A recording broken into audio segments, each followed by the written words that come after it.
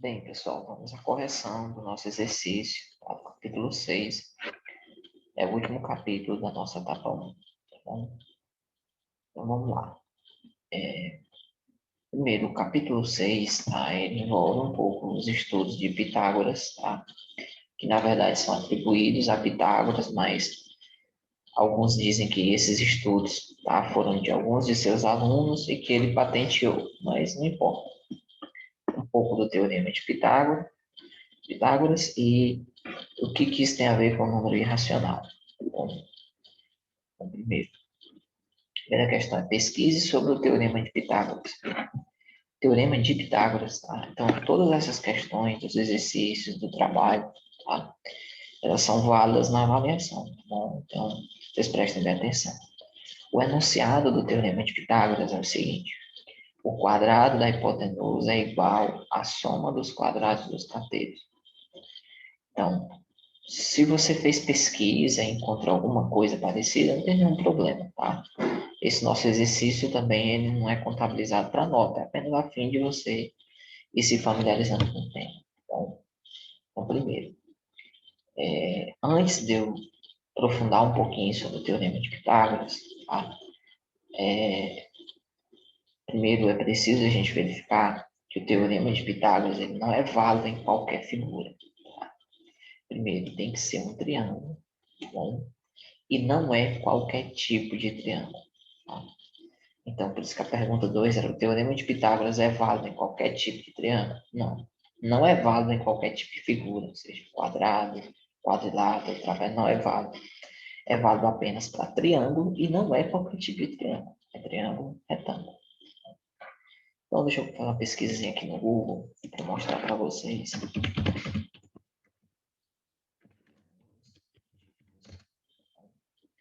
Então, preste bem atenção na videoaula. Se você não está com tempo de assistir, nem adianta assistir, tá bom? Assista com tempo para você prestar bem atenção, você ir bem na avaliação, tá bom? Certo? E também, de fato, aprender, que é o mais importante, tá? Bem, ó, vamos pegar aqui exemplos. Ó. Pega aqui essa imagem aqui, ver se ela dá uma olhada legal. Pronto. Aqui nós temos alguns tipos de triângulo, tá? Então, para começo de conversa, o teorema de Pitágoras não é aplicado em todos esses tipos de triângulo. Tá? Primeiro, não é todo tipo de figura, é só em triângulo. E ainda não é todo tipo de triângulo. É apenas triângulo retângulo. Tá? O que é triângulo retângulo? É esse triângulo aqui que tem um ângulo reto. Tá bom? E se eu conseguir abrir só essa imagem aqui, nova guia. Abrir imagem, nova guia. Para ver se eu consigo dar um zoom melhor aqui nessa imagem. Tá bom? Visual ficando extensa. Dá uma pausa, continua depois, tá? Para aqui e vê. Parei no minuto, tantos segundos. Faz outra coisa, depois volta no vídeo e vê. Não, eu parei na aula, estava em tantos minutos, tantos segundos. Bom, então, não é em todo tipo de triângulo, tá? Que o teorema de Pitágoras se enquadra. Nós vamos estudar esse tipo de triângulo aqui na etapa 3. Mas é só para triângulo retângulo. Tá? O que é o triângulo retângulo? É um triângulo, uma figura com 3 lados e que tem um ângulo reto, tá? É o famoso esquadro, tá? Tem um ângulo aqui perfeitamente 90 graus, um ângulo perfeitamente em R, tá? Então, quando eu tenho um triângulo retângulo, tá? O maior desses lados aqui se chama hipotenusa e os outros dois lados se chamam catetos. Deixa eu ver aqui se eu pego uma outra imagem para a gente verificar melhor.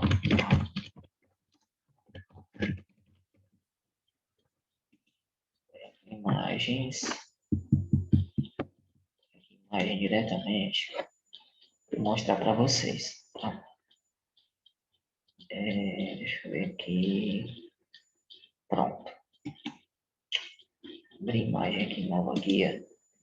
Abrir imagem, nova guia. Ver aqui se eu vou apenas com a imagem para nova guia.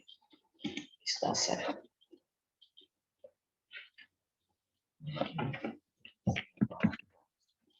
Toda vez que eu tenho um triângulo retângulo aqui, ó, um ângulo reto aqui, tá? 90 graus aqui. O maior dos lados chama-se hipotenusa, os outros lados chamam-se cateto. Professor, em todo triângulo é assim? Não. Somente nos triângulos retângulos. É por isso que o Teorema de Pitágoras, que só é válido para triângulo retângulo. Preste bem atenção, isso é questão, inclusive, de prova, tá? O Teorema de Pitágoras é válido em qualquer figura? Não, somente triângulo retângulo. Porque é somente esse triângulo retângulo que tem esses elementos. O maior dos lados, hipotenusa, os outros dois catetos. E aí, onde começa, já vou começar a entrar no Teorema de Pitágoras. O que o Teorema de Pitágoras diz? Imagine que esse A aqui seja a casa da Ana. C aqui seja a casa do Carlos. B aqui seja a casa da Bruna. A Ana e o Bruno, tá? Falei foi Bruno, mas tanto faz, tá? Pro meu exemplo, tanto faz, porque hoje em dia o mundo tá bastante diverso, né? Para alguns, felizmente, para outros não, mas está bastante diverso. Bom, digamos que Ana pretende ir para casa do Bruno, ou da Bruna, tá? Ou Brunux, né? Ou um X aí, mas tudo bem. É correto dizer que se ela for diretamente por aqui, ela vai percorrer menos do que indo de A até C e depois até B. Vocês concordam, né? Claro que aqui você vai cortando o caminho. Então, o que o Pitágoras disse? Pitágoras disse que a hipotenusa, ela de fato não é a soma dos dois catetos, certo? Ou seja, se eu somasse aqui, com esse lado aqui, vamos supor que aqui sejam, sei lá, 30 metros, aqui 70, né? 30 mais 70, 100. Quem for por aqui não vai dar exatamente 100, né? Vai dar menos. Tá? Isso era óbvio. Mas, professor, se era tão óbvio, onde é que está a vantagem desse estudo de Pitágoras? É que Pitágoras percebeu que essa hipotenusa, ela não é a soma desses dois catetos, ela é menor, tá? Mas ele fez ele descobriu uma coisa interessante, tá? Vou apagar aqui, vou sair daqui e vou mostrar para vocês, tá?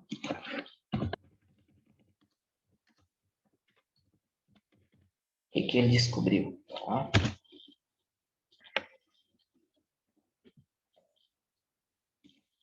E se eu consigo mostrar para vocês, tá?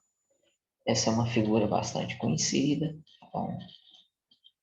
Que se eu pego uma bem bonitinha aqui, tá? O que eu quero fazer, tá?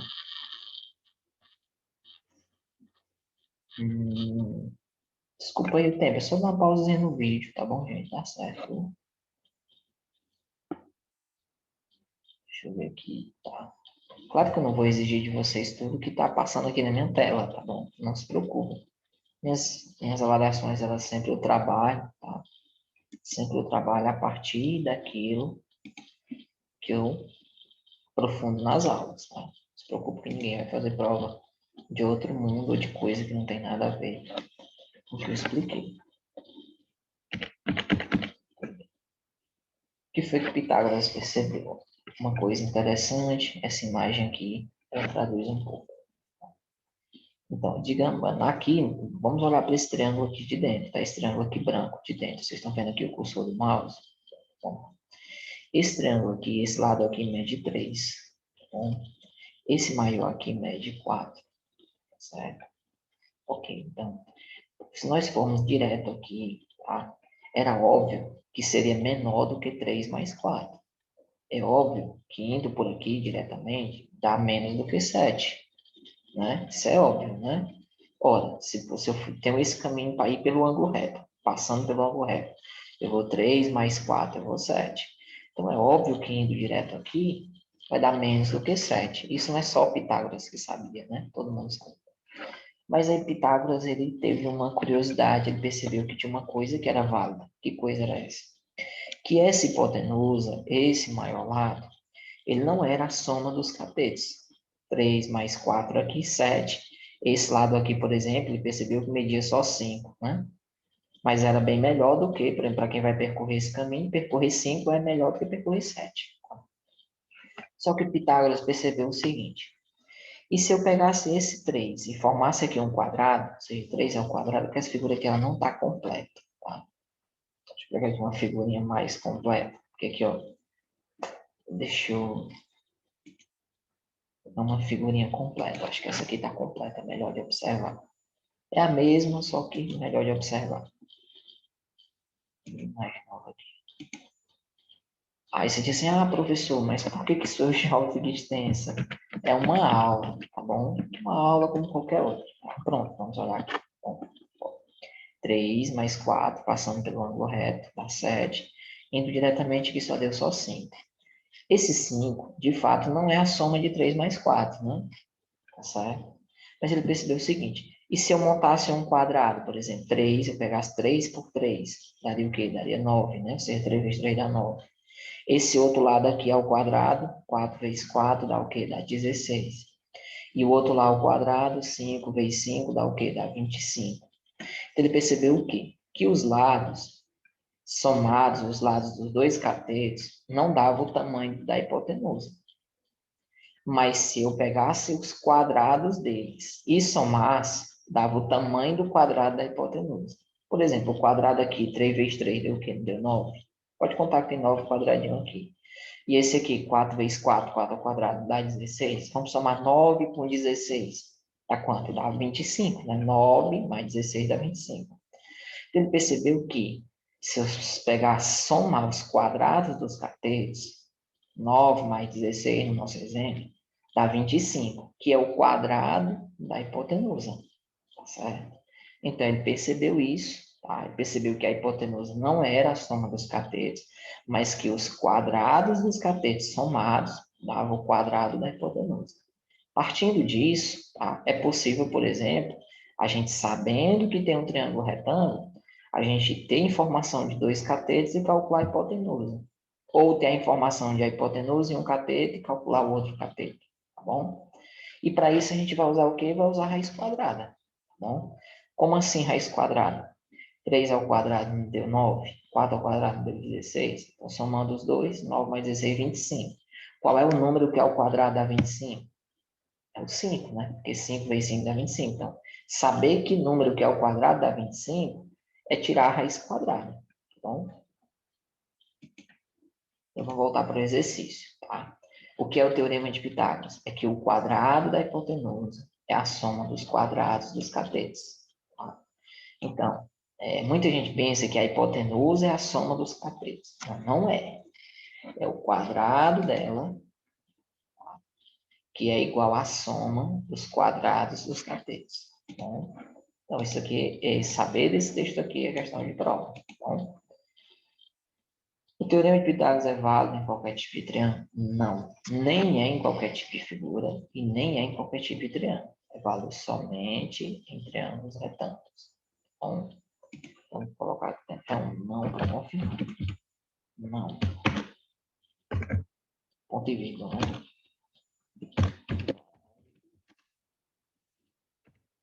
Somente em triângulos retângulos. Ao resolvermos um problema pelo teorema de Pitágoras, é necessário que calculemos a raiz quadrada? Sim, direta ou indiretamente. Muitas vezes os problemas, você faz até de cabeça, né, de uma forma indireta. Mas também tem pela forma direta, que você vai aplicando a fórmula, e a gente acaba aprofundando isso mais no nosso trabalho. Tá bom? Quando a raiz quadrada dá inexata, certo? Com que tipo de números estamos trabalhando? Tá? Por exemplo, no nosso exercício, 3 ao quadrado deu 9, 4 ao quadrado deu 16, 9 mais 16, 25. Então, tem algum número que ao quadrado deu 25? Tem o 5. Mas vamos supor que bem aqui, em vez do 3, fosse um 2. Aí seria 2 ao quadrado, 4, 4 ao quadrado, 16, 4 mais 16, 20. Aí aqui não tem nenhum número que multiplicado por ele dê 20, né? Então, nós vamos cair numa raiz inexata. Quando isso acontece, nós estamos trabalhando com um número que a gente chama de número irracional. O que é um número irracional? Irracional, ele é um número, tá? Que é um número infinito e não tem repetição periódica, tá? Então, vou até colocar exemplos dele aqui, tá? Bom, por exemplo, o número π, tá? Não lembro bem quais são as outras nós e todo. Não lembro quais são as outras casas. Mas ele vai fazendo isso.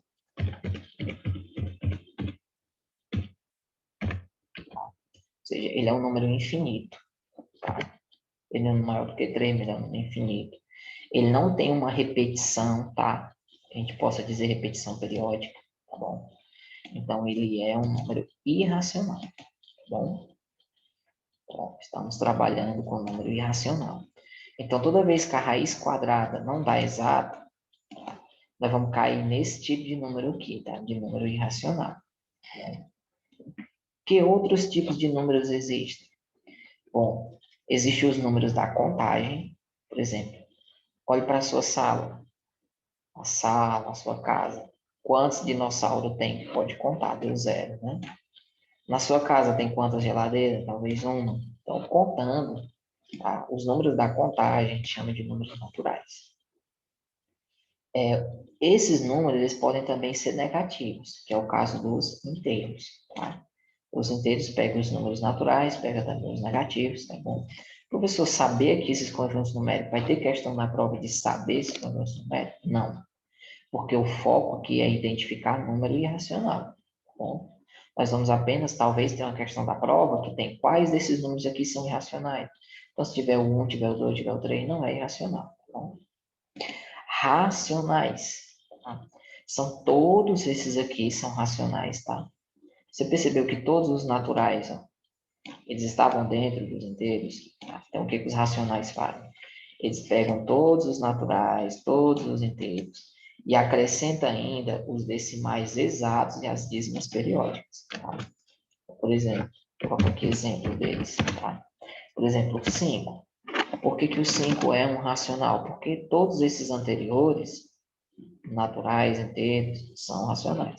Agora, se eu pegar, por exemplo, 2,7, é racional por quê? Porque ele é um decimal exato. Se eu pegar uma dízima periódica, 65, 65, 65, 65, 65. Aqui vocês estão vendo que tem uma repetição, com a repetição é o 65, né? Ele é infinito, ele é uma dízima periódica. Esse número aqui, ó, 999, ele é também uma dízima periódica, então ele é um número racional, certo? Voltando aqui em negrito. Destacar, para destacar. Eles são números racionais. Agora, os números irracionais, tá? É separar ele dos outros, que é ele que vai dar na nossa prova, tá? São infinitos, sem repetição periódica, por exemplo. Por que isso aqui não é racional? Porque ele é infinito e não tem nenhuma repetição aqui, ó. Você não consegue identificar. Lá aqui tinha uma repetição, 9, aqui era 65, se repetia, né? Então, ele aqui é um número irracional. Professor, por que esse número bem aqui ele é um número irracional? Porque ele é um número infinito, tá aqui as reticências para dizer que ele é infinito, tá? Ele continua e ele não tem nenhuma repetição periódica, tá? Não tem repetição nele, então ele é um número irracional.